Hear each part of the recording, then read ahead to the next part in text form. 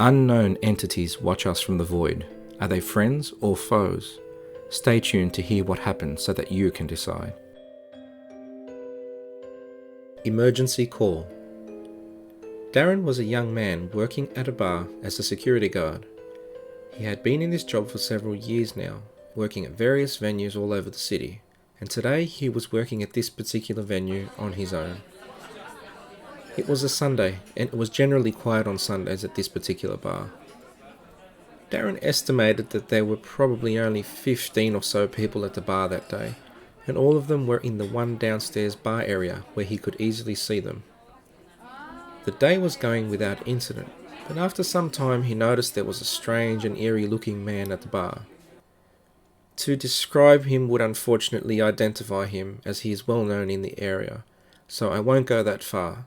But he was an intimidating person who in the past was known to have underworld connections.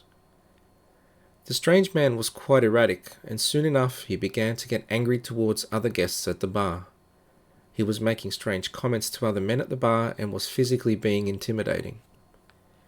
The bar manager called Darren over and asked him to tell the patron to leave, as she had already warned him about his behaviour, but he had continued being rude. Darren approached the male who towered over him. This man was quite tall and, as mentioned before, was well known in the area. As a result, he was not very welcome anywhere. Darren said, "Excuse me, mate." And before he could finish his sentence, the man replied, "Is there a problem?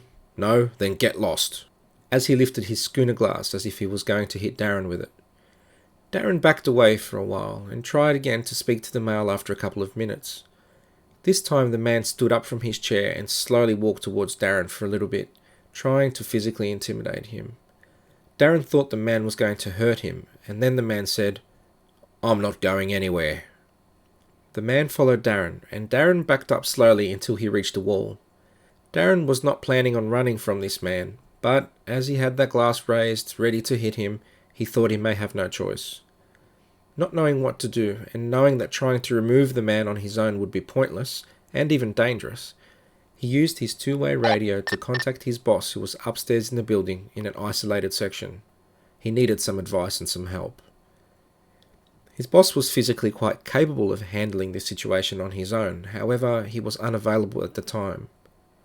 His boss did reply that he'd get down there as soon as possible, though. By this stage, Darren had been constantly backing away from the man, and the man kept following him intimidatingly.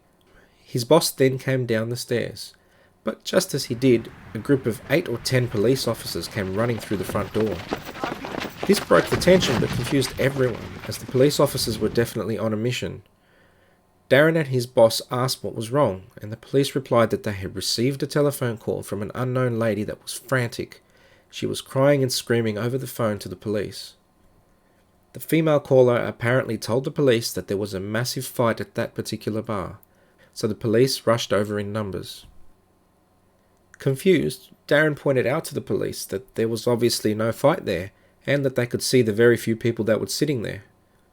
Still confused by the call, but seeing the opportunity, Darren did ask the police that while they were there, they could assist him in removing the aggressive man. The police asked him to leave, and the man looked at the police like he wanted to spit at them. Very angrily, the man walked away from the police and left the bar without incident.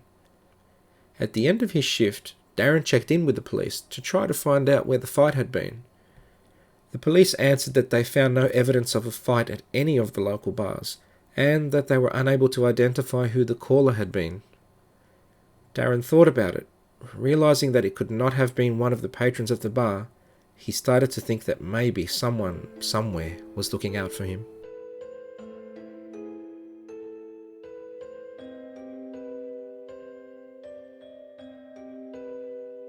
Black Cat.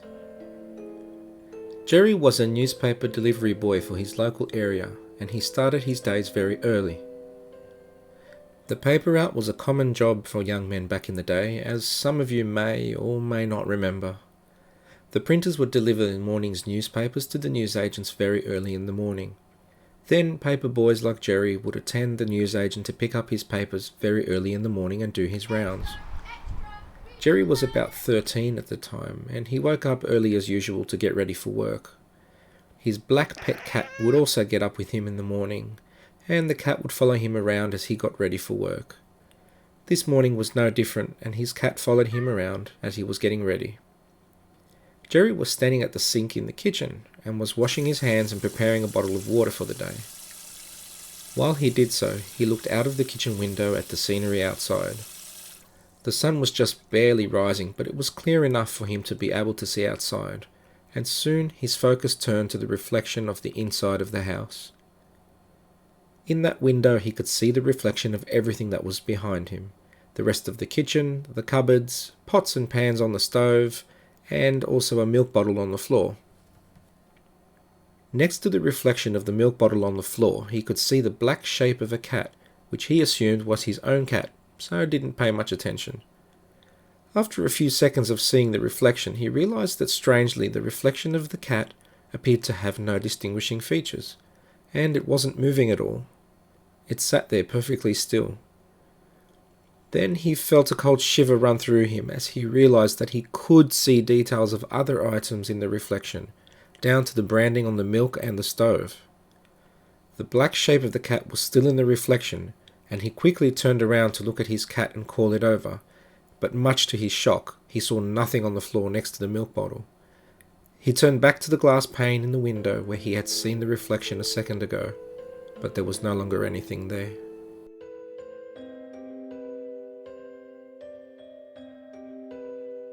Roadside Encounter.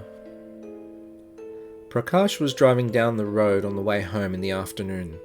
He had driven down this road many times before, and he enjoyed the scenery. As he drove along, he noticed a very attractive young lady standing at a bus stop all alone. This bus stop was on the side of the road. Although happy to admire and move on, he kept driving. He started to think to himself and realized that there would be no buses in the area for some time. And after thinking about it for a few more seconds, it dawned on him that there was the perfect opportunity to talk to an attractive young girl and be a gentleman at the same time. Prakash decided that he would turn around. He pulled over to ask the girl if she needed a lift anywhere, and after a second or two, she replied that she did, and she thanked him. She sat in the car next to him, and they drove off together. On the way, the two mostly talked about the weather and made small talk. They talked about different areas of Fiji, and Prakash asked her where she lived. She told him where her house was, and as it was starting to get a little bit late, instead of leaving her at another location, he offered to take her all the way home. It wasn't too far out of his way, so it wasn't a big deal. He was intrigued by the young lady, and he was happy for some company on the drive. After driving along and finally reaching their destination, Prakash, who was quite taken by the girl, asked her if she would like to meet up for coffee on the weekend. As she was getting out of the car, she told him that he should come on the weekend and pick her up, and she agreed to go for coffee. Prakash had waited eagerly all week for the weekend to come, and when it finally did, he couldn't wait to see her again. He got ready for the day out with the girl and arrived at her house. He knocked on the door and an older lady answered. Prakash explained to the older lady that he was looking for the young girl and that they had agreed to go for coffee earlier in the week. The older lady identified herself as the girl's mother and asked Prakash to come inside and take a seat. She offered him a drink of water, which he politely refused.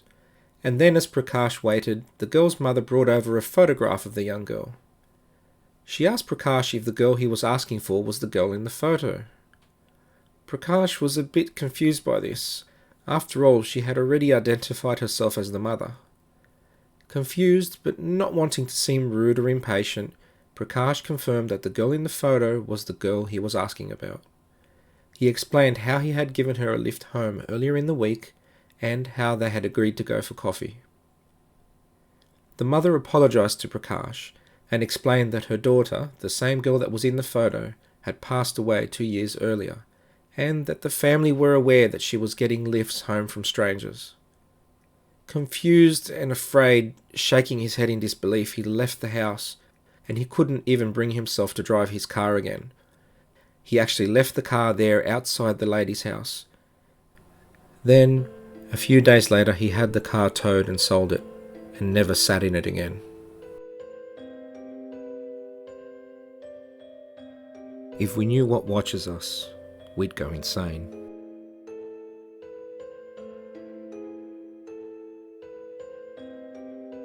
Make sure you like and subscribe and click on screen for more true ghost stories and paranormal events. And send us your true ghost stories.